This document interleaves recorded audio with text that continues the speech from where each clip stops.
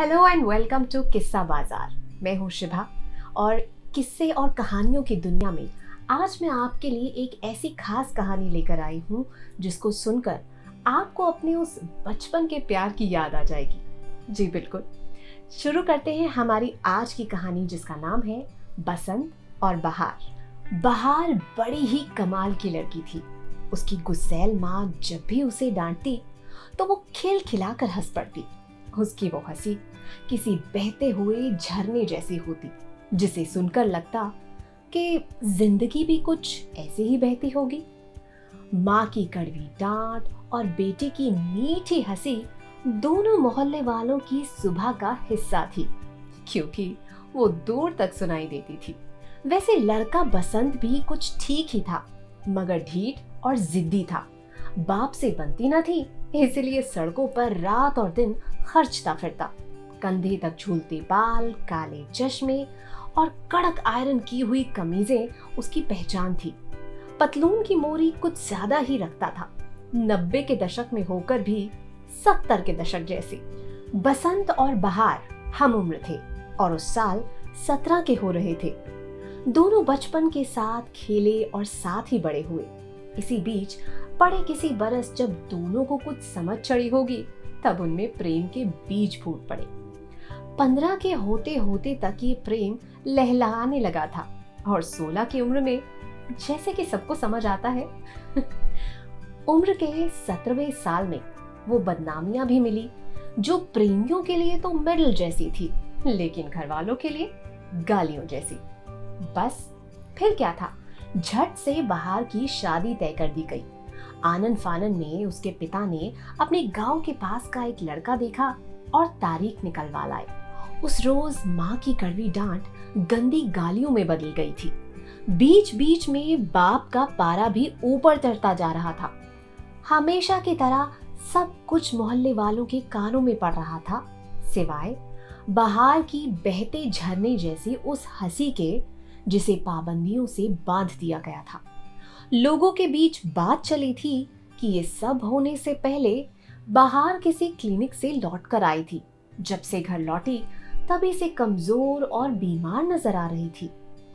परेशान तो वैसे बसंत भी बहुत था क्योंकि जो कुछ हुआ उसका आधा जिम्मेदार वो खुद ही था, लेकिन भुगतना सिर्फ बहार को पड़ रहा था।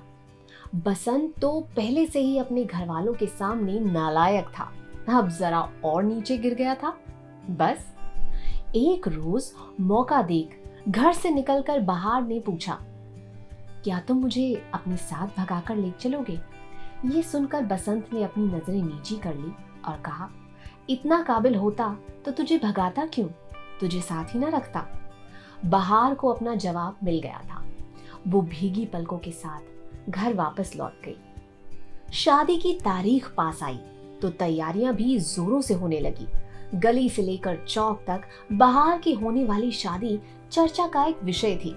कुछ लड़कों ने शर्त लगा ली कि बसंत शादी से पहले ही उसे भगा ले जाएगा, जबकि कुछ अक्लमंदों का कहना था कि लड़की होशियार है, मालदार पति को चुपचाप माला पहना ही देगी।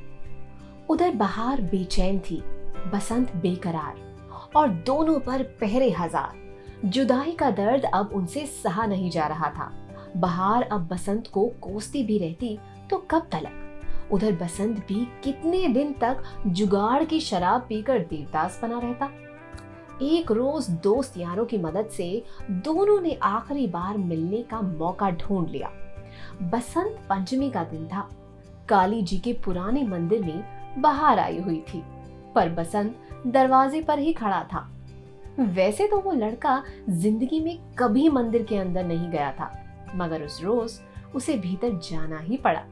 दो दोस्त उसके साथ लगे हुए थे क्योंकि उनके यार की किसी भी मौके पर पिटाई हो सकती थी।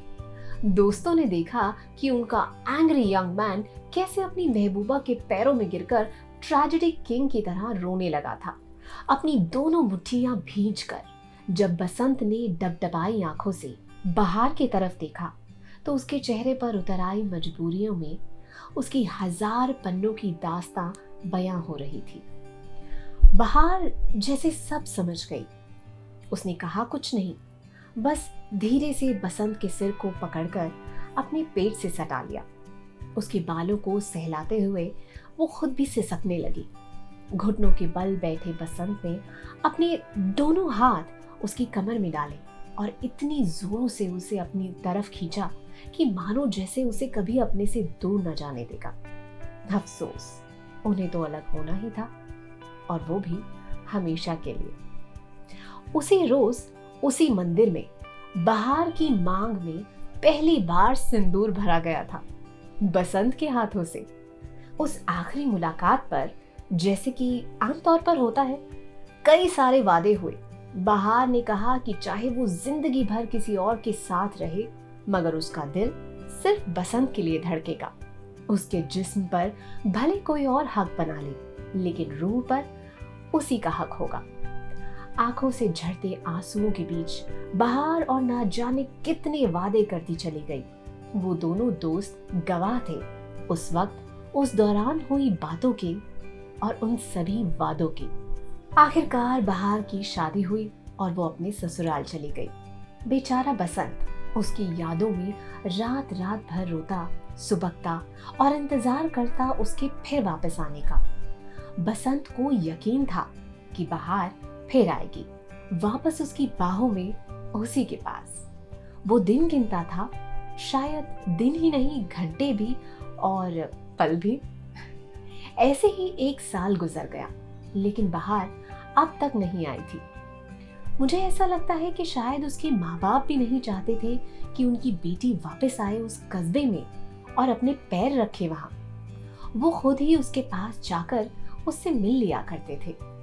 रोज घर के आगे खड़े उनके दरवाजे को ताकते रहने वाले बसंत को जब भी वो देखते तो डर से जाते कि ये लड़का कहीं दीवाना ना हो जाए। लेकिन जनाब, दीवानगी बसंत पर कब हावी न थी, वो तो पैदा ही दीवाना हुआ था। इस 1 साल में वो दीवानगी और बढ़ती जा रही थी। आम कस्बाई लड़कों की तरह जब करने को कुछ भी नहीं था तो उसने मोहब्बत कर ली। अब मोहब्बत भी न रही तो लंबा इंतजार रह गया। वो सांसें भी इसलिए ले पा रहा था क्योंकि करने के लिए कुछ तो था, अब चाहे वो इंतजार ही था। उसके कंधे तक झूलते बाल अब झुरमुट जैसे हो गए थे। न कमीजों पर पहले जैसा कड़क आयरन रहता था और न चौड़ी मोरी की पतलूनें थी। घर से निकलते हुए कुछ भी पहन लेता और किसी भी तरफ निकल जाता। लोग कहते कि पागल होता जा रहा है, या फिर ये भी कहना ठीक ही होगा कि समझिए हो ही गया। एक रोज अचानक कस्बे में बहार लौट आई। उसके घर के आंगन में कई महीनों के बाद फिर से हलचल थी। ढोलक की थाप पूरे मोहल्ले में गूंज रही थी और उस पर औरतें खुशी के गीत गा रही थी। बधाई देने वालों का तांता लगा हुआ था। अंदर बैठी बहार के चेहरे पर खिलखिलाहट थी और उसका पूरा परिवार भी खुश था। बहार माँ बनने वाली थी, पर इस बार माँ बाप के मुंह पे गालियां नहीं, दुआएं थी। उस पर खूब सारा लाड़ बरस रहा था। बसंत देर शाम लौटा था तो उसे बहार के आने की खबर भी देर से ही मिली, लेकिन जब मिली तो उसकी आंखों में अचानक से चमक लौट आई थी, जैसे कि बुझते दिए में किसी ने तेल डाल दिया हो। वो उसी वक्त बाहर से मिलने जाने के लिए पलटा, लेकिन उसके दोस्तों ने उसे उसकी हालत याद दिलाई। जब उसने खुद को आईने में देखा तो वो भी अपना मन मार कर रह गया। तय हुआ कि पहले उसकी हालत दुरुस्त की जाएगी और फिर बाहर से मिलने का जुगाड़ किया जाएगा। उस रात आंखों में ढेर सारे ख्वाब लेकर बसंत सोने की कोशिश करने लगा, लेकिन नींद हमेशा की तरह गायब थी। फर्क बस इतना था कि उसकी सूरत पर उदासी नहीं, बाहर के लौटने की खुशी थी। अगली सुबह सिर पर जमा झुरमुट जो था वो जुल्फों में बदल दिया गया। बदन पर कड़क आयरन की हुई कमीज लौट आई और उसकी पतलून भी पुराने रौब से एकदम चमकने सी लगी। बसंत हमेशा की तरह छत पर खड़ा हो गया और बाहर के आंगन को देखने लगा। उसे इंतजार था उस एक पल का जब बसंत बाहर को देख पाएगा, उसे बाहर नजर आएगी और उन दोनों की आपस में आंखें टकराएंगी। देर हो गई, लेकिन बाहर आंगन में नहीं आई। पहले कभी ऐसा हुआ ही नहीं था कि वो सुबह होते ही आंगन में न चली आई हो। इस बात को लेकर बसंत काफी परेशान था। उसे न देखकर बसंत बेकरार हो गया और छत पर इस कोने से उस कोने टहलने लगा। सुबह दोपहर में बदल गई, दोपहर शाम में, और फिर रात हो गई। बहार घर से निकले ही नहीं। वो 5वां दिन था। बसंत पूरे पूरे दिन छत पर चढ़ा रहता, लेकिन बहार अपने घर से निकलती ही नहीं थी। बेहिसाब दुख और दिल जलाने वाली खींच ने बसंत को बुरी तरह से परेशान कर रखा था। उसे मालूम ही नहीं था कि आखिर बहार क्यों इतनी बेरुखी दिखा रही है। फिर मन को बहलाने के लिए ये सोचने लगता कि शायद उसके माँ बाप उसे घर से निकलने ही ना दे रहे हो। आखिरकार उसके दोस्तों ने उसे बता ही दिया कि बहार माँ बनने वाली है। सुबह सुबह का वक्त था जब बहार एक सहेली के साथ अपने रिश्तेदार के घर जाने के लिए निकली। ये खबर जैसे ही बसंत को मालूम चली, वो उसके पीछे चल पड़ा। एक पतली गली में उसके घुसते ही पीछे आ रहे बसंत ने उसका नाम पुकारा, बहार। वो एक पल के लिए ठिठकी जरूर, लेकिन बिना पीछे पलटे अगले ही पल आगे बढ़ गई। बसंत ने फिर उसे पुकारा, मगर वो नहीं रुकी। उस गली के आखिरी हिस्से तक वो उसके पीछे पीछे उसे पुकारता चला गया, मगर बहार नहीं रुकी। बसंत की हर पुकार के साथ मानो उसके कदम और तेज होते गए, जैसे उसने कोई सख्त इरादा कर लिया था, कोई मजबूत फैसला ले लिया था। 80 फीट की वो गली बचपन की एक मोहब्बत का अंजाम देख रही थी। जी हाँ, गली के अगले हिस्से से जब बहार अपनी सहेली के साथ निकली तो उसके चेहरे पर कोई भाव नहीं था। वो कुछ महसूस ही नहीं कर पा रही थी।